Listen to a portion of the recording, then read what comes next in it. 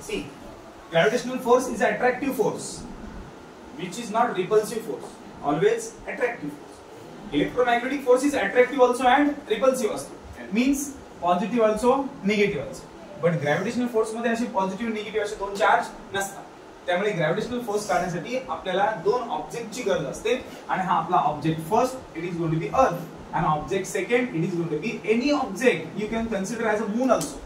The moon and earth are attracted towards each other and the distance is d, you can consider by r also. So earth is capturing moon and moon is trying to capture the earth. These both are attracted towards each other and that force is going to be what? Gravitational force. So let's talk about this gravitational force. Is very simply easy to calculate the gravitational acceleration. 9.8 meter per second square is a gravitational acceleration. This is constant value and we are going to calculate this constant value by using the all numericals. So this is the main starting point of our video. Here we go. Okay, first the Newton decided to find the gravitational force and the value is going to be found gravitational acceleration 9.8. But this is not invented by Newton. This is afterward few years after the Newton.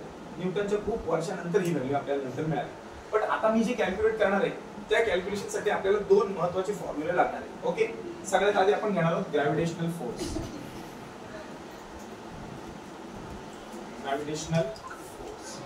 Gravitational फोर्सचा एकच basic formula आहे, F is equal to G mm upon r square. This is gravitational force formula. काय या फॉर्म्युलाची detail काय तर ती बघा. Detail काय, G for universal gravitational constant, मतलब दोन प्लॅनेटच्या मधला संपूर्ण जो स्पेस भरलाय तो या G नी भरलेला आहे. आणि सगळ्या 9th वाल्यांनी पण ही व्हॅल्यू आत्ताच लक्षात ठेवायची. काय 6.673 into 10⁻⁻11 newton metre square per kg square, and this is the actual gravity. The entire space is filled with entire gravity. This is going to be actual gravity. And to talk about m, the m is the mass of the earth. What is the mass of the earth? 6 into 10⁶ kilogram. This is the mass of the earth and it is constant value. It is not be possible to change. 24 kg. This is the value. And to talk about this small m, the small m is a mass of any other object. We are not going to concern, and the radius of earth is going to be 6.4 into 10⁶ meter. This is not in kilometer. If you convert this radius of the earth 6400 kilometer, 6400 kilometer, and we always know kilometer ला आपण कशात convert केलाय? Metre मध्ये. As you know, everyone know. तुम्ही म्हणाल किलोमीटरचा metre मध्ये करताना तर आपण किती द्यायचो? 3 पॉवर द्यायचो. पण इथे किती दिसतायत तुम्हाला? 6 दिसतायत. मग ते कसे काय आले तर तेही सांगतो तुम्हाला. किलोमीटरचा मीटर मध्ये केला म्हणजे त्याच्यावर 3 शून्य वाढले. म्हणजे जसं की 1 किलोमीटर म्हणजे किती मीटर रे? 1000 मीटर. मग सांगा 6000 किलोमीटर म्हणजे किती मीटर? तर 6000 वर किती शून्य लागणार? अजून 3. जसं की 1 वर 3 शून्य लागले किलोमीटरचा मीटर करताना, तर इथे सुद्धा याच्यावर परत 3 शून्य लागतील. 1 2 आणि 3. आणि मग ही पॉवर मागे आणा. बघा 1 2 3 4 5 आणि 6 इथे आला 6.4. मग बघा 6.4 आला आणि इंटू किती वेळा मागे आला? 6 टाइम म्हणून 10⁻⁻6. So that is the value of radius of our earth. So actual radius is किती? 6400 किलोमीटर आणि ती मीटर मध्ये कन्वर्ट केली तेव्हा 6.4 into 10⁶ मीटर आली. त्यामुळे मी ती डायरेक्ट कन्वर्ट करून लावली होती. तर इथं ते त्याचं एक्सप्लेनेशन झालं. It is not actually necessary to note down, but this is the actual conversion. So G कळलाय, M कळलाय, R पण कळलाय आणि आपण तिन्ही व्हॅल्यू आपण कुठं पुट करणार आहोत? इथे. आणि यावरून आपण G काढणार आहोत 9.8 आणि हा सगळ्यांना जमलाच पाहिजे. 9th ला पण आणि 11th ला तर जास्त जमला पाहिजे हा. ओके, 11th स्टँडर्डला हा सम 3 मार्कांना येतो आणि 9th स्टँडर्डला हा सम 2 मार्काला येणार. हाच सम असा same, no changes. So let's start. कारण तुम्हाला सुद्धा लेसन आहे पुढे ग्रॅव्हिटेशनल फोर्सचा. तो सिमिलर व्हॅल्यू आहे. या व्हॅल्यू तुम्हाला नंतर थोड्या वेळाने मी विचारणार आहे. 11वीचं लेक्चर संपल्यानंतर 9th वाले ही मला सांगणार आहे value. 6.673 into 10⁻⁻11 6 into 10⁻24 kg. It's a mass of the earth. This is universal gravity and this is radius of the earth. What is the radius of the earth? 6400 kilometer. Convert it into meter. 6.4 into 10⁶ meter. And now follow the answer. What is the formula of weight? Weight is equal to force. जेवढा weight तेवढाच force आणि force चा formula आहे mg. What is the formula of force? mg. हा force चा formula न्यूटननी सांगितलाय आणि हा force चा फॉर्म्युला ग्रॅव्हिटेशनल फोर्स आहे. आणि एक गोष्ट कायमस्वरूपी लक्षात ठेवायची, जेवढा ग्रॅव्हिटेशनल फोर्स तेवढंच तुमचं वेट. म्हणजे तुमच्या प्रत्येकाच्या वेट वर अर्थने टाकलेला ग्रॅव्हिटेशनल फोर्स हा तुमच्या वेट इतकाच आहे. हा जर 50 किलोचा असेल तर एवढंच न्यूटन त्याच्यावर काय असेल, फोर्स असेल अर्थने टाकलेला. म्हणजे प्रत्येकाच्या बॉडीवर आता ग्रॅव्हिटेशनल फोर्स सेम नाहीये, तुमच्या वजनाप्रमाणे तो बदलतो आहे ना. मग मार्कर उचलायला मी जी ताकद लावतो ती ताकद मी एखादी वस्तू उचलायला लावेल का सेम?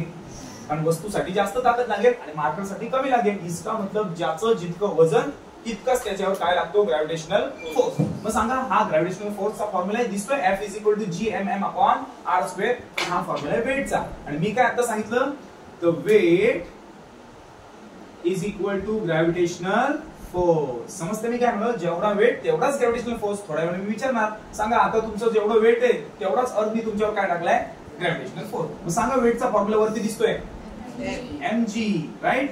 आणि ग्रॅव्हिटेशनल फोर्सचा फॉर्म्युला इथे दिसतोय, बोला काय, gmm/r². Quite easy. So we have to find this g. We have to find this g. So cancel m and m. See, small m and small m cancel. So what remain here? G is equal to gm/r². And this is your formula. And we are finding the value of g goes to 9.8. So how to find the g goes to 9.8? We are putting this value inside this formula and starting the calculation to find the value of the 9.8. So you guys should be alert. When we go left, the power is positive, and when we go right, the power is negative. So let's put the value. What is the value of g? I'm going to put the value of g right here. It's a g value. This is going to be m, the mass of the earth right here, and this is going to be r. The r is going to putting right now. So I am going to put the value right here and solving the sum right there in the corner. So you guys are supporting to me and how to resolve these sums, and the answer should be around not 9.8. The answer will be around 9.77. So it is going to be around figure 9.8. So calculation if we do and proceed, the answer will be sharp 9.77. It is about close to nearby 9.8. So answer will be there around, just up and down like that as per the calculation of calculator or any other log table. So let's put the value. So this is going to be second section. Tell me the formula. G equals to gm/r. gm/r². So g should be remain as there. We have to find the value. Rather we know the answer, but still we are trying to find the answer how to solve the numericals. So tell me the value of g. Proceed. 6.673 into 10⁻⁻11. The value of g is right here. What is the value of m? 6 into 10⁻². 6 into 10⁻24 and divided by what value of r? Anyone else? 6.4 into 10⁻6. But power? 6. There we go, power? Square. So tell me the value. 6.4 into 10⁻6 and whole bracket square. Why the whole bracket square there? Because the r already having square. So we are putting the entire value in the bracket to putting the square right there at the top of the bracket. And now to move the value, how to solve. If you think the power is going to be same, base is going to be same and the power is different, this 24 and this 11, are they plus or minus? One is plus and another is minus. So we are not adding this number, we are subtracting this number. So let's proceed. But first rule is there to remove the decimal. सगळ्यांना माहिती की आपण पहिला decimal काढून टाकतो. Decimal वाली संख्या आली की कुठे जायचं आपण, राईट ला. आणि डेसिमल वाली नसेल तर आपण कुठे जातो, लेफ्ट ला. If we move the left, the power will be plus. But now this time we have to move the right, and hence the minus power will be there. Can anyone tell me how many power will be increased here? 3. 1 ka 3. If the decimal is there, we always move right. So how many steps are there? 1, 2 and 3. We have to move at the last behind the answer. That is only the behind, मतलब unit place च्या मागे जायचं आपल्याला. सांगा किती वेळा येईल? 1, 2 and 3. And once we remove the decimal, do not write the decimal again. So tell me, what should I write? 6, 6, 7, 3. Where the decimal goes, shifted to the power. So what is the power? 10⁻⁻3. All of you know the power can be shifted as we move the power and remove the decimal. Why did we write the only minus? Because at the right side we must have to give the minus power. Next, hello. Is there the another power? Yes, 10⁻⁻11. Which number is there ahead? 6. And which is the power right there? 24. The numerator is clear. Which step we did at the numerator? Only shifted the decimal. How many place? 3. And the power is negative. Next, what to do in the negative side at the denominator? How many place? 1 place. Why? एकच decimal आहे ना. बघा इथे किती होते, पॉइंटच्या नंतर 3 आकडे होते म्हणून 3 वेळा गेलो. इथे पॉइंटच्या नंतर किती आकडा आहे, एकच वेळा शिकलो. काय लिहिणार तुम्ही सांगा बरं please. 64. Why decimal is not written? Shifted. Power किती लिहू? -1. -1. कळतंय? म्हणतो ना कळतंय -1. आणि पुढची पॉवर किती सांगा? 10 raised to 6. 10 raised to 6 आणि वर ब्रॅकेटला काय परत? Square. सो मला वाटतं सेकंड स्टेप सगळ्यांना कळली. फर्स्ट स्टेप काय होती? फक्त व्हॅल्यू पुट केल्या. सेकंड स्टेप काय होती? हा डेसिमल शिफ्ट केला, पॉवर 3 आल्या आणि खालचा डेसिमल शिफ्ट केला, पॉवर 1 आल्या. नेक्स्ट करायची पुढची स्टेप इथपर्यंत कळल्या. होप सो सगळ्यांना फक्त पॉवर शिफ्ट केले. नेक्स्ट नंबर्स लिहून घ्यायचे 6 आणि हे बाकीची पॉवर आपण कॅल्क्युलेट करायची. पॉवर मध्ये पॉवर ऍड होते पण मायनस मध्ये मायनस वाली आणि प्लस मध्ये प्लस. मग सांगा मायनस आणि मायनस 11 आणि 3 किती होतात? -14 होतात. -14. सो मी पहिला नंबर लिहून घेतला 6 6 7 3 लिहिला. हे दोन्ही पण पॉवर मी नंतर लिहिणार. आधी कोण लिहिणार? 6 आणि नंतर मी दोघांची ऍडिशन करणार. 11 + 3 -14 आणि हे 24 जशीच्या. Okay, next at what to do in the denominator? The denominator can be calculated same. One is plus and another is minus. So we have to subtract one number. 6 minus 1 5. plus or minus what minus Plus. plus. So remain right here. 64 should be as it is. 6 मधून 1 केला 10 raised to 5 and raised to the power किती आहे? Why? आता 6 तून 1 गेला म्हणजे फक्त 5च power राहिली. नेक्स्ट आहे आता आपण पुन्हा एकदा जसं की यांची ऍडिशन केली तशी यांची सबट्रॅक्शन करणार. हा प्लस आणि हा मायनस म्हणजे यांचं मल्टिप्लिकेशन आपण ओरली करू शकतो सहज. करायचा 6 चा टेबल येतो सगळ्यांना. सो टेल मी 6 3 जा 18 42.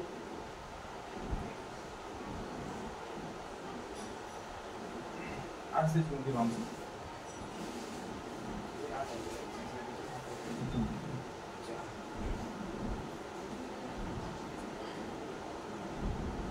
This is answer right.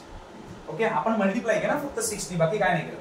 Into सांगा 24 मधून 14 गेले 10 प्लस का minus y plus into 10 raise to किती आले 10 डिवाइडेड बाय 64 चा स्क्वेअर आपल्याला माहिती नाही तर 64 किती वेळा लिहायचे 2 वेळा लिहायचे. हा आला 64 into 64 आणि यांचे मल्टिप्लिकेशन करतात माहिती तुम्हाला काय शिकवले 5 2 जा 10 म्हणजे into 10 raised to power 10. अब बड़ा मजा आएगा 10 10 cancel. So it is quite easy to implement this number by our way. G goes to 40038 40038 divided by 64 into 64 because power is completely cancelled. So how to find the answer 64 into 64? We can make a vertical calculation 64 into 64.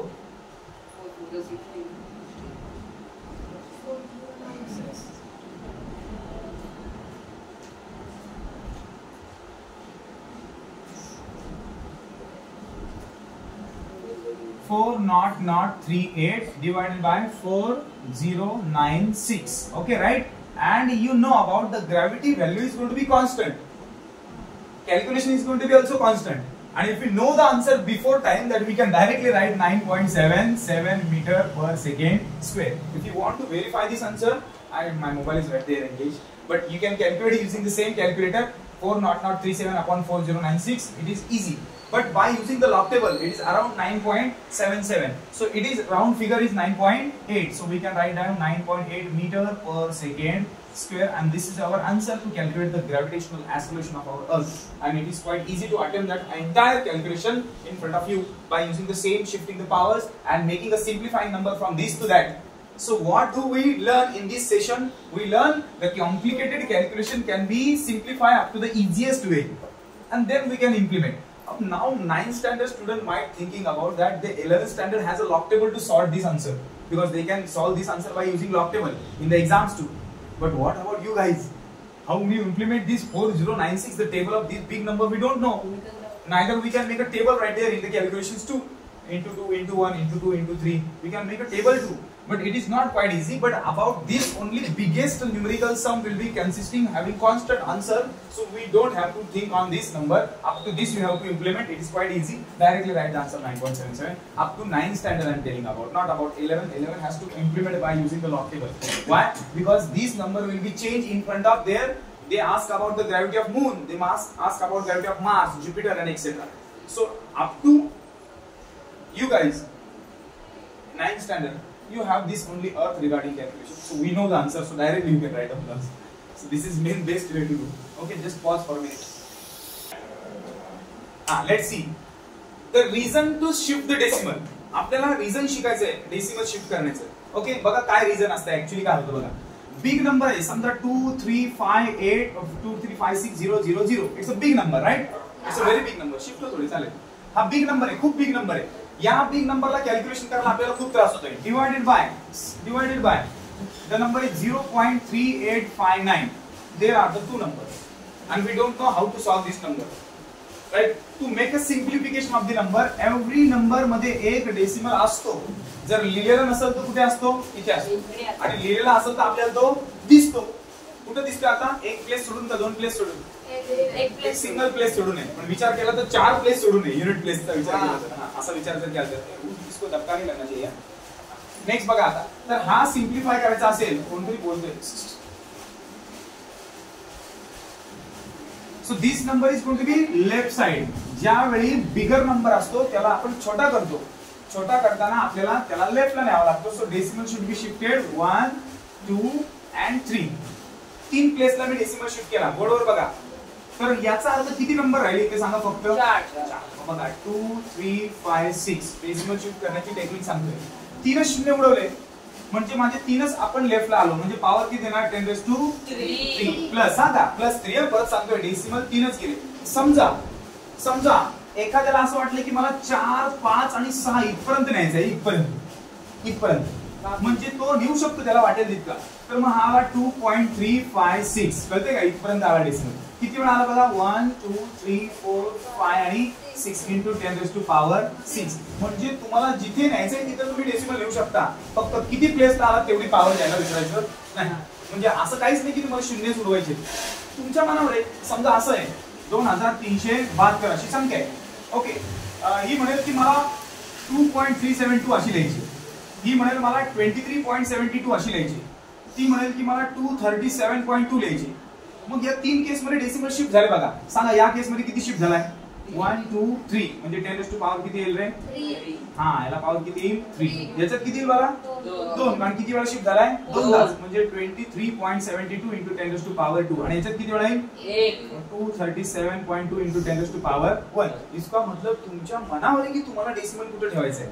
जितक्या प्लेसला तुम्ही मागे याल तितके प्लेसनी तुम्हाला काय वाढवायचे? Power. कुठल्या बाजूला? लेफ्ट. आणि या सगळ्या केस मध्ये मोठा नंबर आणि मी काय होत जातो?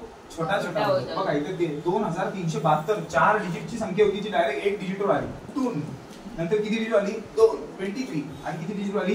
237. ओके, म्हणजे तुम्हाला डेसिमल शिफ्ट करण्याची एक टेक्निक कळते की आपण नंबर किती छोटा करू शकतो आपल्याला लागेल तसा. मग जनरली आपण काय करतो? 60 आले तर एक शून्य उडवतो. 600 आले तर आपण किती शून्य उडवतो? म्हणजे आपल्याला सुटेबल असं आपण ऍडजस्ट करून घेतो आहे की नाही रे. मग मला सांगा, हे झालं न्यूमरेटरचं जिथे आपण डेसिमल नसताना लेफ्टला येतो, पण डेसिमल असताना आपल्याला कुठे जायचं असतं? राईटला. मग मी आता राईट बद्दल बोलणार आहे. ओके, सो बघा राईट नंबर बद्दल मी सांगतो. मानलो की एखादा नंबर असा आहे इथे 0.0001702 0.00375 व्हॉटएव्हर मी बोललो होतं लिहिलं होतं.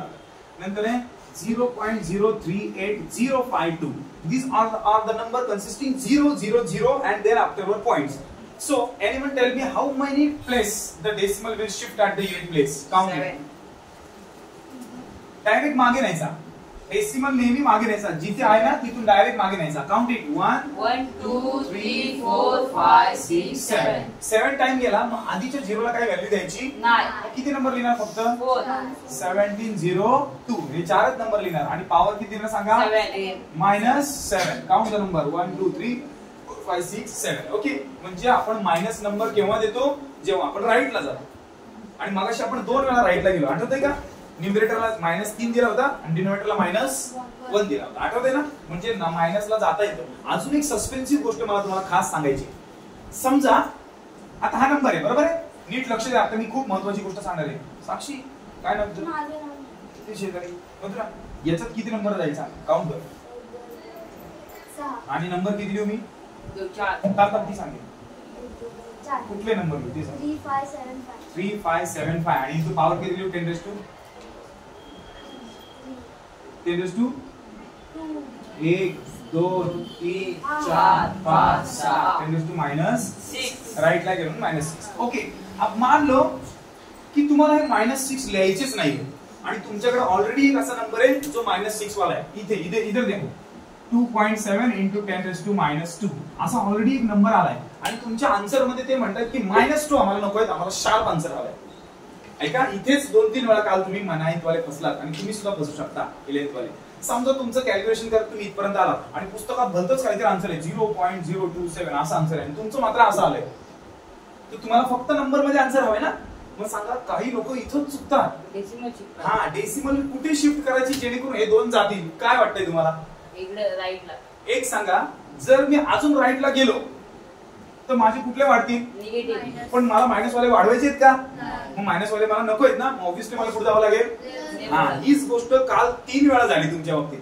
मला वाटतं 23 अँपियर आपलं करंट आलं होतं उत्तर काहीतरी. हा, आणि 0.3 अँपियर पण एकदा आन्सर आलं होतं, 1.3 अँपियर काल आन्सर आलं. हा, हे 2 आन्सर आले. त्या दोन्ही आन्सरच्या वेळी मी मायनस पॉवर काढण्यासाठी लेफ्टला गेलो, पण यातल्या कुणालाच काय कळलं नाही मी काय केलं ते. तुम्ही पण बघा, जर समजा हे तुम्हाला नको असतील तर तुम्ही काय करायचं, मायनस वाली पॉवर आहे ना, मग तुम्हाला राईटला जाऊन जमणार नाही, तुम्हाला मायनस वाली पॉवर काढून टाकायची ना, मग तुम्हाला पुढे जावं लागेल लेफ्टला. किती वेळा जावं लागेल? 2 वेळा. का? आपल्याला ते 2च कट करायचे. मग मी काय करणार, या डेसिमल मध्ये 1 सोडून किती वेळा मागे येणार? 2 वेळा. मग हे बघा, हे 2.7 आहेत ना, मग मी मागे येतो बघा, 1 आणि किती? 2. मग तुम्हाला इथे तर कोण नाही, मग इथे पण 0 घ्यायचा आणि इथे पण 0 घ्यायचा, म्हणजे 0.027. 2 वेळा मी मागे आलो. मग सांगा, मागे आला तर कुठली पॉवर वाढली माझी? प्लस. मग इथे लिहिणार 0.027 × 10 कुठली पॉवर वाढली? 2. 2 वेळा मागे आलो ना, मग पॉवर वाढली ही. आणि ऑलरेडी आपली त्यांची किती होती? -2. आणि हे 2 आणि हे 2 कॅन्सल, कारण 2 मधून 2 गेले, कॅन्सल झाले, म्हणजे आन्सर आला 0.027 अँपियर. म्हणजे याचा अर्थ तुमच्याकडे मग इथे काय कराल रे? हे -6 मला नको असतील तर काय कराल? बोला. -6 मला जर नको असतील तर मी हा डेसिमल डावीकडे नेईल का उजवीकडे? डावीकडे. किती वेळा न्यावा लागेल? 6 वेळा. ओके, 6 वेळा मी मायनस नेईल, त्यावेळी मला तो आकडा कसा दिसेल? तर तुम्ही बाजूला आकडा लिहून घ्यायचा 3575 आणि इथून डेसिमल इकडे न्यायचा. ओके, डाव्या बाजूला हा घेऊया. 1 2 3 4 5 आणि 6, म्हणजे 1 2 आणि 3. समजलं बघा. 0.003575 हा लिहिला बघा, 0.003575. किती वेळा मागे आलो काउंट करा. म्हणजे पॉवर द्यायची +6 आणि त्यांची होती -6. मग 6 मधून 6 केले कॅन्सल. म्हणजे तुम्हाला निगेटिव्ह पॉवर कॅन्सल करायची असेल तर तुम्ही तशी आरामात कॅन्सल करू शकता. आणि it is quite easy to attempt this. Okay okay. So हा आपला स्ट्रॅटेजिक प्लॅनिंग झाला की आपल्याला एखादी पॉवर कॅन्सल करायची आहे तर आपण अशी करू शकतो. Okay fine. So next question आता आपण घेणार आहोत आणि सिमिलरली तो तुमच्याच ह्याच्यातला असेल आणि रिगार्डिंग विथ कॅल्क्युलेशन असेल. Okay, so let's talk about, just open the file. What? 0.0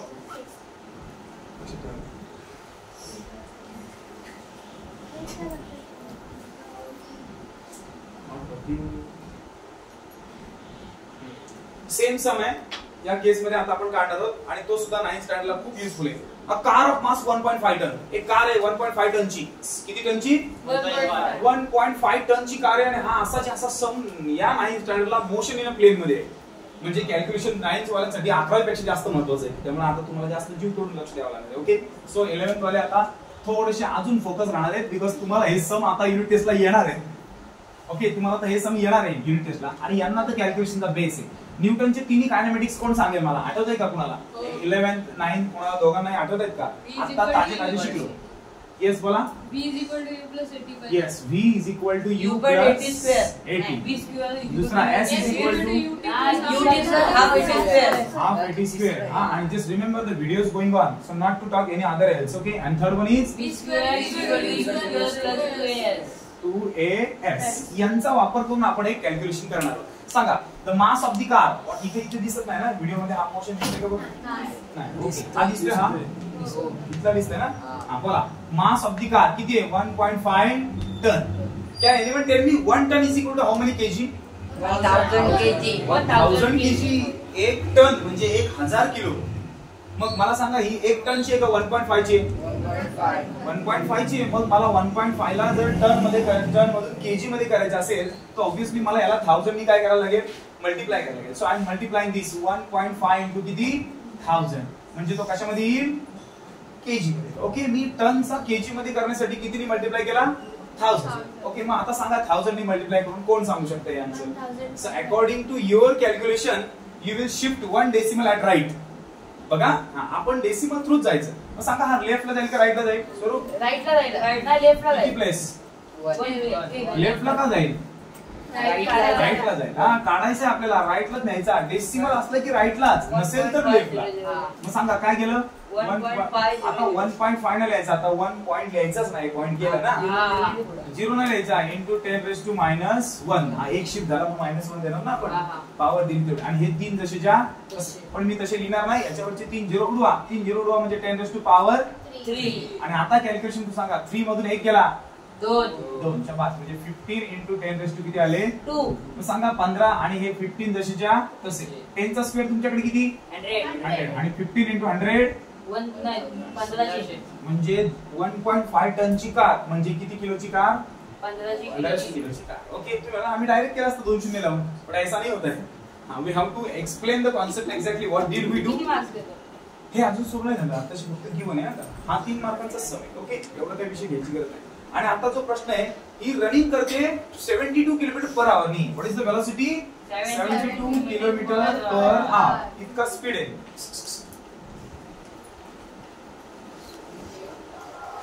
okay, let him come in, just make a bit space. आणि त्याला सांग इथे धक्का नाही लागला. ऍक्च्युअली याला धक्का नाही लागला. इथे तुम्ही शांत बस.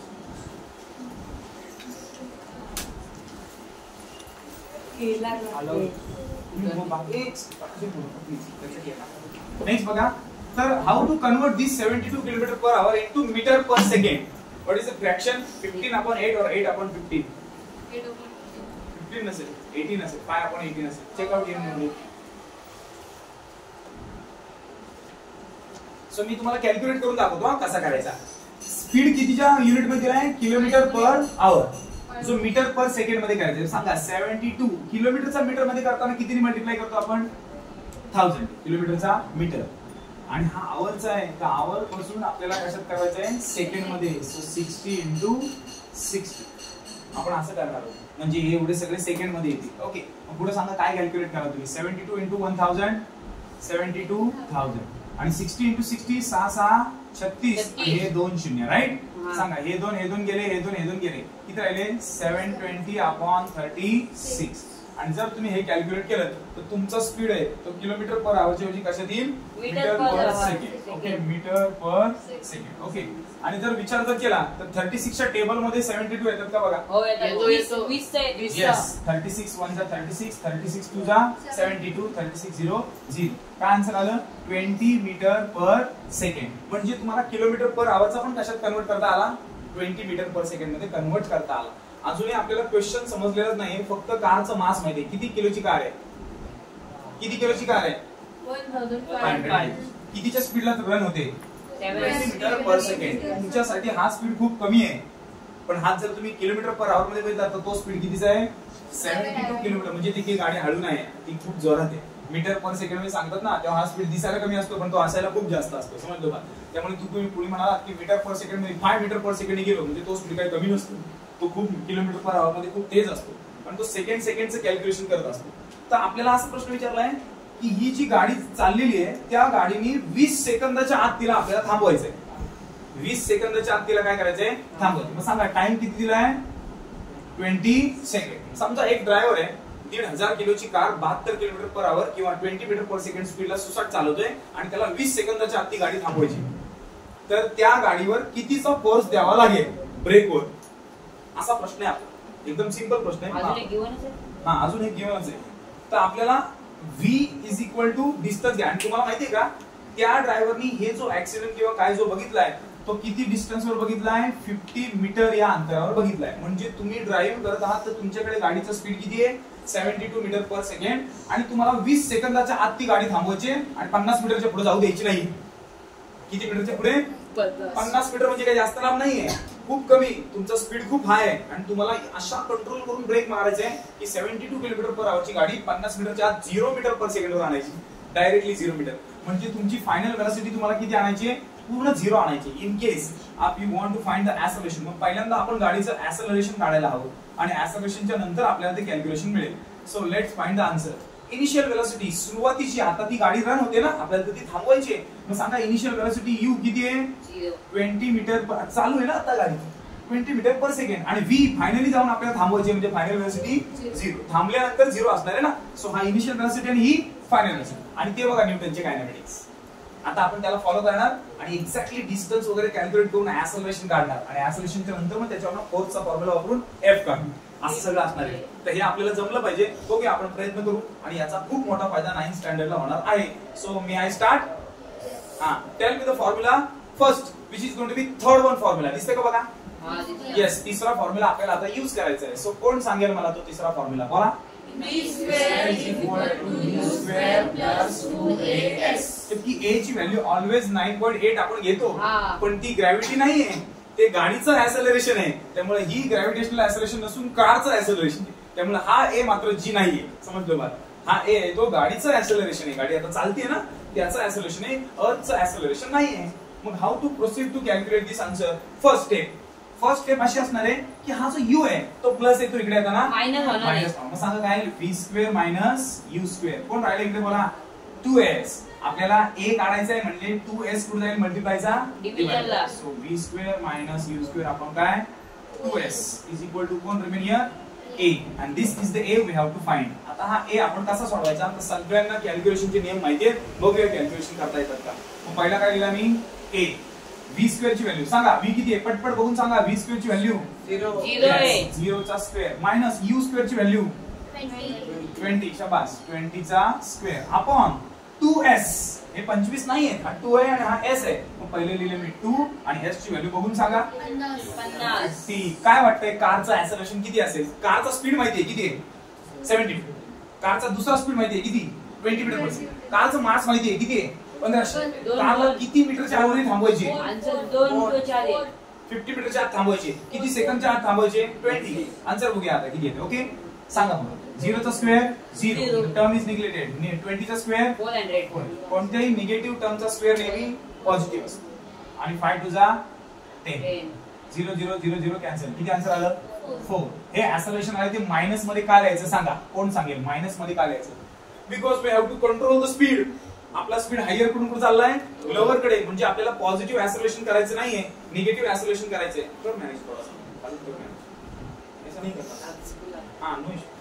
Okay, perfect. Next. So now we got the answer 4 meter per second square. Okay, we got the acceleration of the car. I will ask the same question: what is the mass of the car? What is the time? What is the distance? What is the velocity? What is the acceleration? Every single thing I will ask. First, what is the mass of the car? Wazan 1500. What is the speed of the car? 72. But in second, 20. right? What is the distance to control the car? 50. How many seconds to control the car? 20. What is the initial velocity? 20. 20. And final velocity? 0. Why 0? Because we are stopping the car to control the car at the time of v is equal to 0. So we got the acceleration negative 5 meter per second square. The acceleration is increasing or decreasing? Decreasing, and therefore minus. Okay, still the answer is not done because why? We have to find the force. आपल्याला force काढायचा आहे. So anyone tell me what is the formula force? F is equal to MA. MA. So we can put the value F is equal to MA. So tell me F is equal to M and A. So can anyone tell me what is the mass of the car? 3000. Very good. 1500. And what is the acceleration? 4 meters Minus minus 4. 4. So multiply these. 15 चौक 60. 60. आणि हे 2 शून्य minus F. Okay. 600 आला. बरोबर ना? पण actually असं answer नाही येते. आपल्याला कॅल्क्युलेशन वेगळ्या पद्धतीने काढावं लागणार आहे.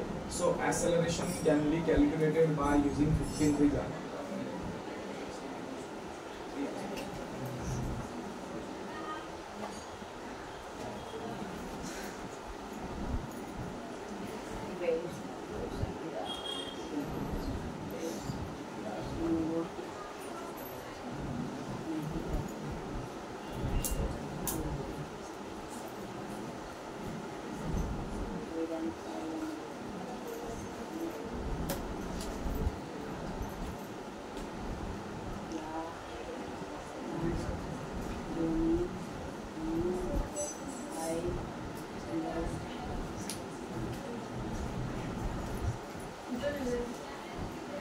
न्यूटन. रिटार्डिंग फोर्स याला म्हणतात. कुठला force? Retarding force. Why? Because it is trying to control the car, to stop the car, and this is the reason. Just pause the video at the top symbol.